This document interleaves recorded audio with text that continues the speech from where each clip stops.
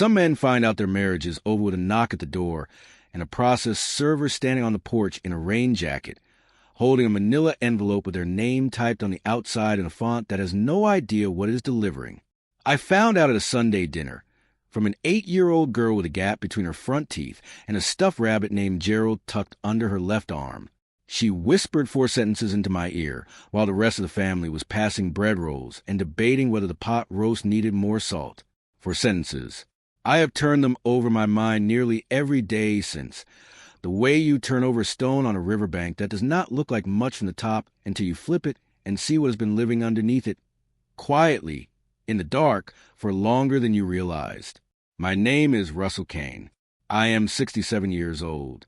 I live in Columbus, Ohio, and I have lived here for the better part of 4 decades. I spent 34 years working as a structural design consultant. Commercial and municipal projects, primarily bridges, parking structures, load-bearing assessments for buildings that other people would walk through without ever thinking about the calculations that kept them standing. That is fine. That is the nature of the work. You build what holds. You build it well enough that it never has to announce itself. I retired at 64.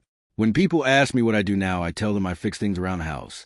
I take long drives, and I drink considerably more coffee than any physician would endorse. That is mostly true. The part one leave out is that I spent the first 2 years of my retirement building something that had nothing to do with concrete or rebar or load tolerances. Or perhaps it had everything to do with all 3 of those things, depending on how you look at it. I have found that most problems, if you strip them down far enough, are structural problems. The specifics change. The underlying question is always the same. What is holding this up, and for how long? Welcome to Dad's Raw Revenge. Get comfortable, because this one is going to take you somewhere. Drop a comment, and let me know where you're watching from. Hit that like button, and make sure you're subscribed. Trust me, you're going to love it here. I married Patricia and Kane, née Holloway, on a Saturday in April, 31 years before any of this happened. She was 29. I was 36. We had a small wedding at a venue outside Columbus. Her family, my family, a dozen colleagues from the firm, and a guitarist who played 3 songs and packed up and left before the cake was cut, which I have always found quietly hilarious. Patricia was organized, precise, and capable in the specific way that practical women are capable. Not decorative, but assembled. She knew what she wanted, and she pursued it with both hands. I admired that about her for a very long time. For most of our marriage, if I am being accurate.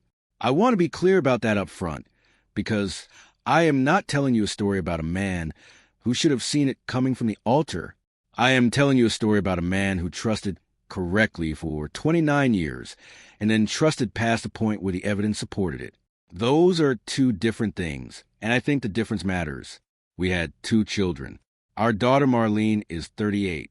She lives about 20 minutes from our house on Elm Ridge Drive, where Patricia and I lived together for most of our marriage, with her husband Derek and their 2 children, Cody, who is 11 and has a compressed kinetic energy of a boy, who has never once voluntarily walked anywhere he could run instead, and Lily, who is 8.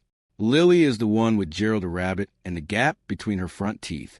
She is also, as events will confirm, the most perceptive person in our entire extended family by a margin I find both remarkable and, in retrospect, entirely unsurprising. Our son Todd is 34 and lives in Charlotte.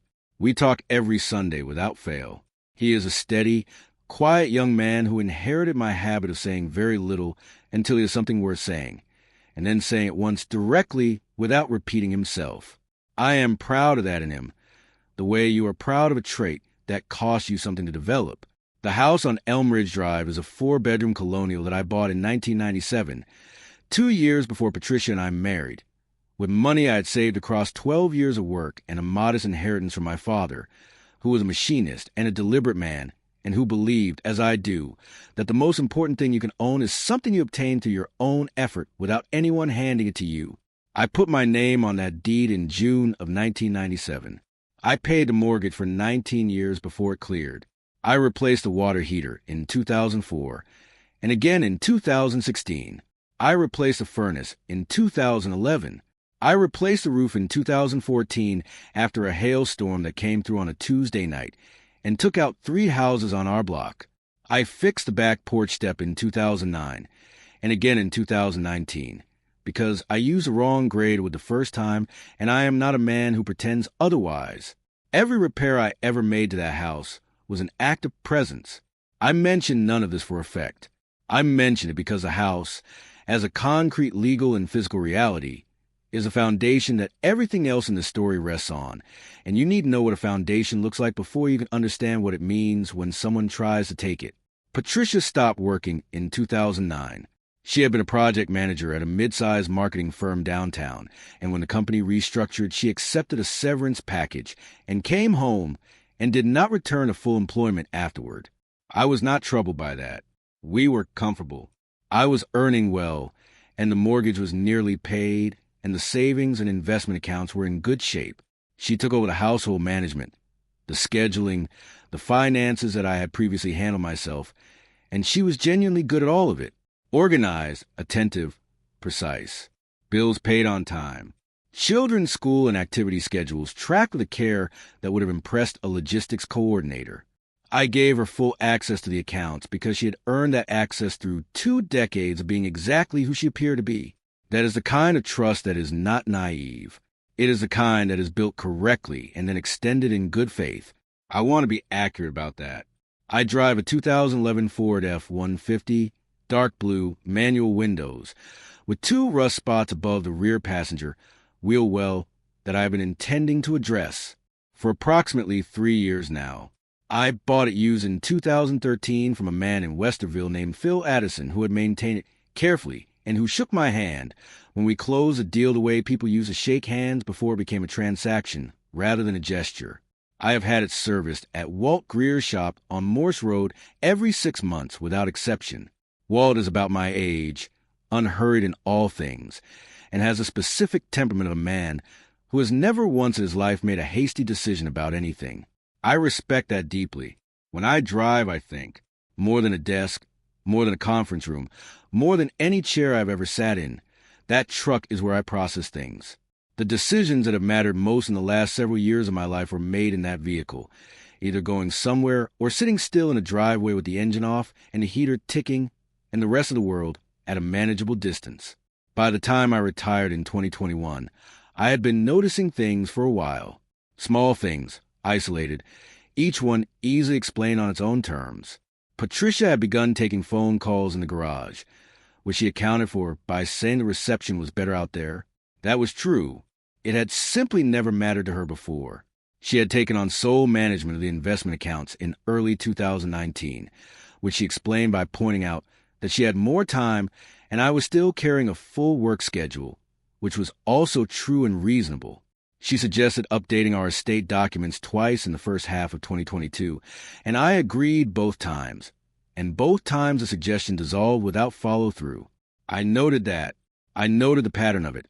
The suggestion raised, agreed to, not pursued, then raised again from a slightly different angle, then dissolved again. It was the kind of pattern that does not read as planning until you have enough data points to lay them flat and look at the shape from above. I had spent 34 years looking at structural problems from above. I knew what a pattern looked like when someone was waiting for a specific condition to be met before the next step could occur. The specific condition was my signature on a single piece of paper. We ate Sunday dinner at Marlene and Derek's every 3rd week. It was a standing arrangement that had been in place for years. Pot roast, bread rolls, Derek's salad with a dressing that he made himself and applied with enthusiasm that consistently exceeded the salad's ability to absorb it. Patricia would arrive early. I would arrive on time, which she had always treated as a recurring character flaw on my part. On this particular Sunday, I arrived at 4:47 in the afternoon, parked the truck behind Derek's Subaru, and walked into the side door the way I always did. Lily was in the hallway.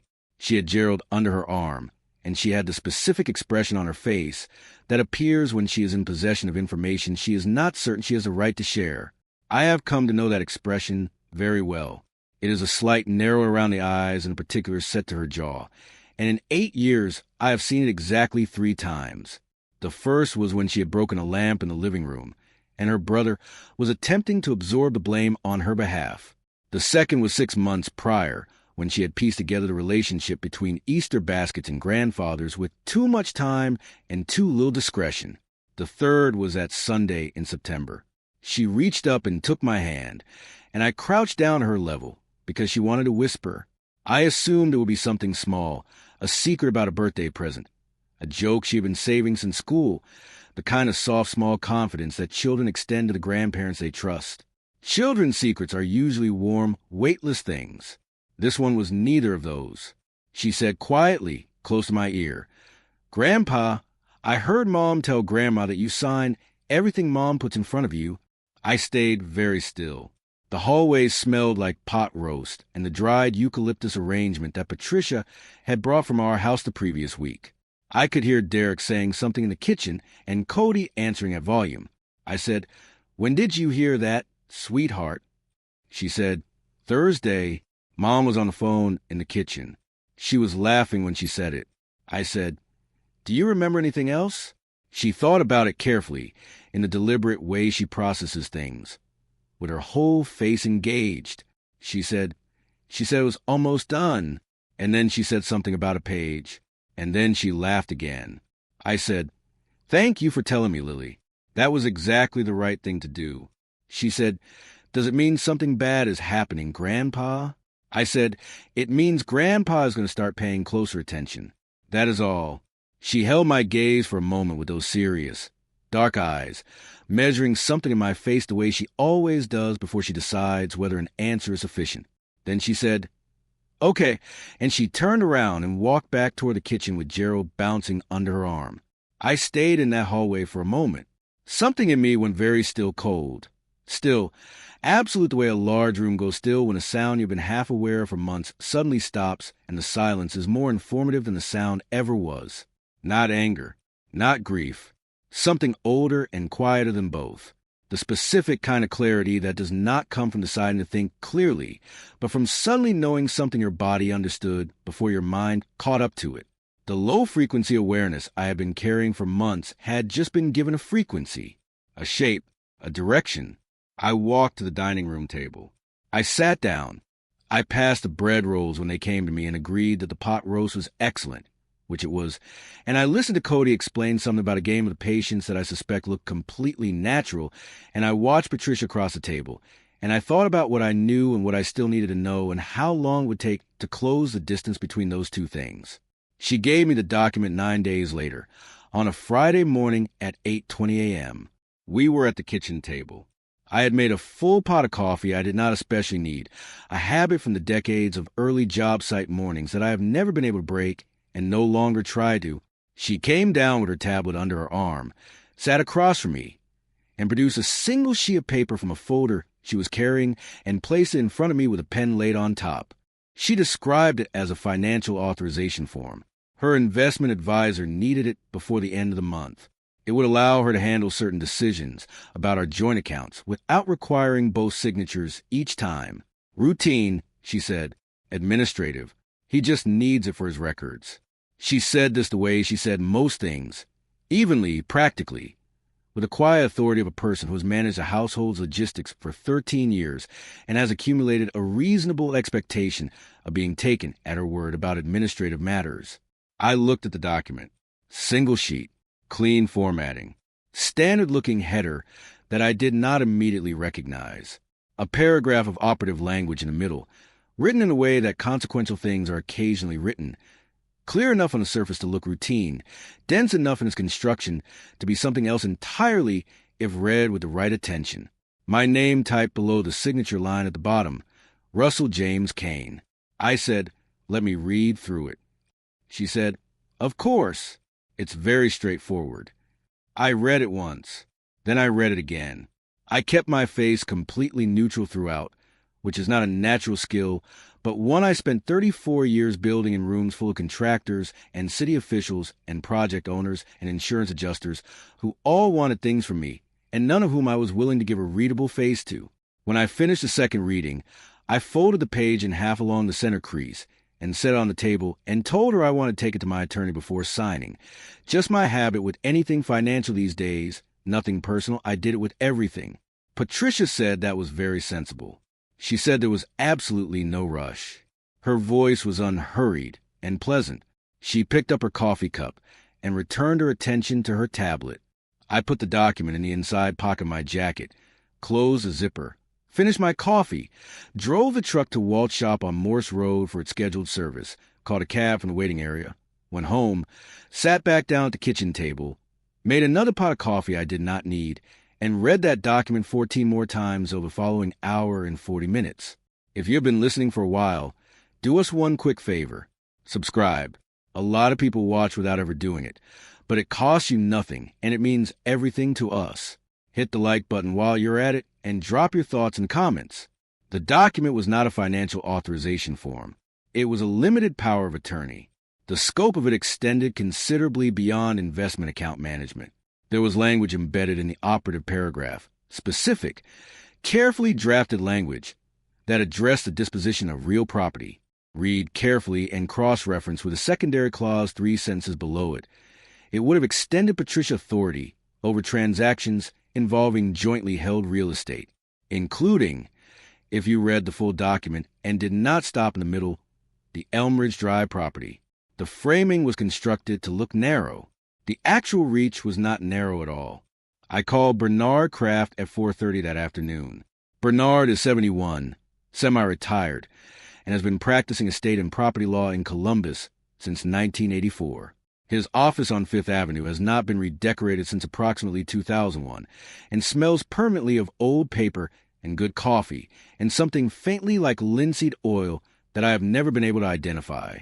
He has a yellow legal pad that I have never once seen him without in 34 years of knowing him. He reads documents the way a careful structural engineer reads load calculations, methodically, without expression, marking things lightly in pencil, forming a complete picture before he opens his mouth. I was in his office at 9 a.m. on Tuesday. I gave him the document. He read it for 8 minutes without looking up or making a sound. Then he set his pencil down on the pad, folded his hands on the desk, and looked at me over the top of his glasses. He said, "Russell, do not sign this." I said, "I know." He said, "This is not what she told you it was." I said, "I know that too." He was quiet for a moment, the specific quiet of a man deciding not where to begin but how. Then he said, "How long has she had primary authority over the accounts?" I told him. 3 years sole authority, shared management before that, and before 2016 I had handled everything myself. He said, "I want you to pull every account statement you can legally access. Joint accounts, investment accounts, any account that carries either your name or both names. Go back 5 years at minimum. Can you do that from home?" I said I could. He said, "Do not mention to her that you were here. Do not change anything about your behavior at home. Do not give her any indication that anything is different." I said, "Understood." He said, "Russell, is there anything beyond this document you already suspect?"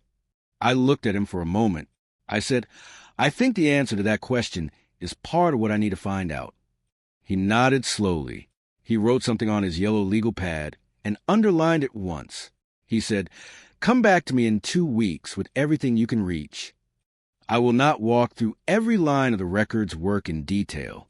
Some of it remains part of an ongoing civil matter, and Bernard was precise about the boundaries of what I should and should not describe publicly. I will tell you the shape, because the shape is what carries the story. Patricia had, over a period of approximately 28 months, transferred a total of $231,400 from joint accounts and a shared investment portfolio into a separate account held solely in her name at a financial institution I had not previously known she had a relationship with. The transfers were small relative to balances. They were irregular in timing and irregular in amount, ranging from $2,100 on the low end to $13,800 on the high end, and they were executed in a pattern that, viewed month by month, looked like normal account activity, viewed across 28 months, laid flat on a conference table with every statement numbered and dated. The pattern was unmistakable. Predominantly Tuesday and Thursday mornings, amounts that varied enough to avoid clustering, spacing that avoided the kinds of regularity that trigger automated flags. I am a structural engineer. I understand load distribution. I understand how to move weight incrementally and invisibly so that no single transfer point shows stress. What Patricia had constructed was, from a purely technical perspective, a well-designed system. I did not admire it, but I recognized the craft of it, and that recognition told me something about how long it had been in development and how seriously it had been planned. Bernard brought in a forensic accountant named Dr. Sandra Okafor, a colleague from a firm downtown who specializes in exactly this kind of reconstruction. She is methodical, thorough, and completely without drama, which I found immediately reassuring. She traced every transfer. She cross-referenced the timing against our household records, our tax filings, and the account statements from the institution Patricia had been using. Then she found a second layer. Patricia had been in contact with a real estate attorney, not Bernard's firm, a separate practice on the east side of the city, and inquiries had been made. Not offers, not listings, not anything overt.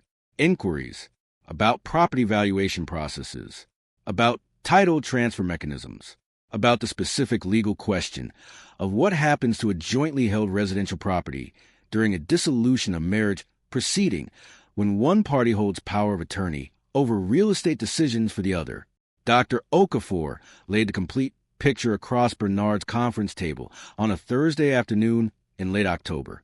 Transfer logs with every date and amount, account records from both institutions, correspondence summaries from the real estate attorney inquiry, the power of attorney document with her annotations in pencil.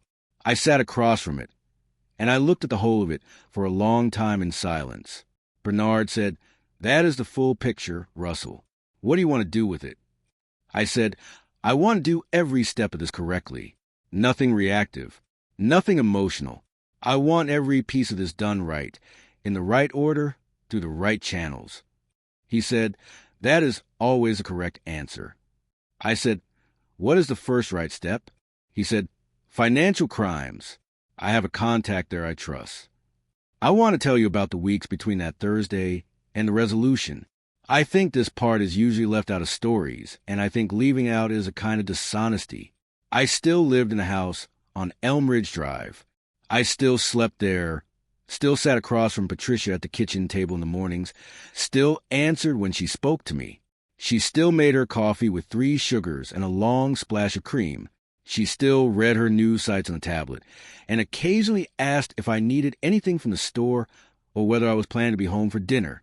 I still answered her. I said, "No, thank you, I'm fine. Maybe that tea I like if you're going by the store. I'll be back around 6. I said these things, and I carried what I knew the way you carry ballast on a ship, heavy, low, invisible, keeping the whole thing level in water that might otherwise roll it. There was a Saturday night in November when Patricia had gone to bed early, and I sat alone at the kitchen table with the complete file Bernard had organized for me. Every document, every transfer record, every annotation from Dr. Okafor, arranged in a manila folder with numbered tabs. And I looked at all of it under the kitchen light for a long time. There was a cup of coffee on the table next to me that went completely cold before I thought to reach for it. The house was quiet in the way houses are quiet at midnight when the furnace is the only thing running. I am not a sentimental man in the conventional sense, but I am honest with myself when there is no one else in the room. And the honest thing I sat with that night was this: I had been a good husband, not a perfect one. I have no interest in claiming that. Not a particularly exciting one, but a steady one, a present one. A man who had paid every bill for 31 years and fixed everything that broke and attended every event he was ever invited to and built a comfortable, stable life for people who depended on him without ever once asking for recognition in return. Not because recognition did not matter, but because that had been the agreement, and I honored agreements. That was the architecture of who I was, and I had built it on purpose. What I was looking at on that table was the complete engineering drawing of a plan to take what I had built while I was still standing inside it, to remove the foundation from under a structure that still had my name on the door. I made a decision at that table, not an emotional decision. I want to be clear about that. Not reactive, not impulsive, not grief-driven. A permanent one. That Patricia would not succeed, that she would not have the house, that she would not keep the $231,400, that she would face fully and completely, the legal and financial consequence of what she had planned and executed over 28 months of careful Tuesday and Thursday morning work, and that I would pursue every step of that outcome with the same patience and the same precision I had brought to every structural problem I had ever been hired to solve, because that is the only register I know how to work in when something actually matters. I closed the folder.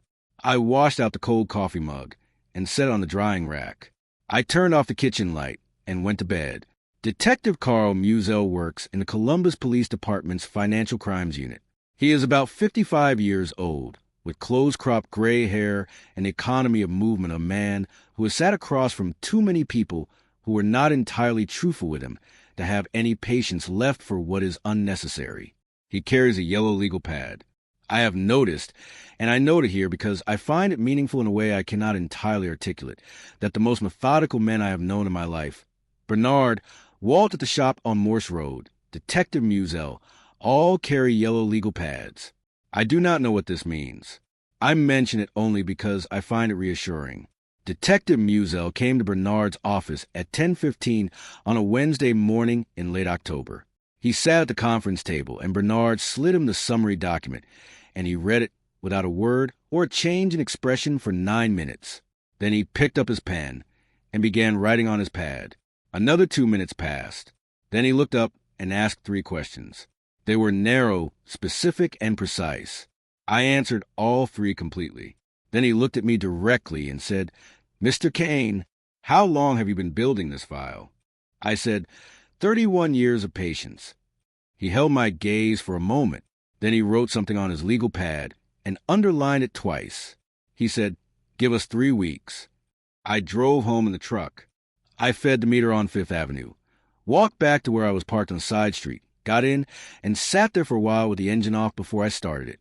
The afternoon was gray and the leaves were mostly down, and Columbus was going about its business around me the way it always does. Indifferent and steady, I started the engine. I drove home on Morse Road the long way, past Walt's shop, which was closed by then. I pulled into the driveway on Elm Ridge Drive and went inside and made a pot of tea and sat at the kitchen table and did not answer my phone. Patricia was served at 2:15 p.m. on a Tuesday in November at a salon on Henderson Road. The process server was professional and unhurried. She called me at 2:22. I did not answer.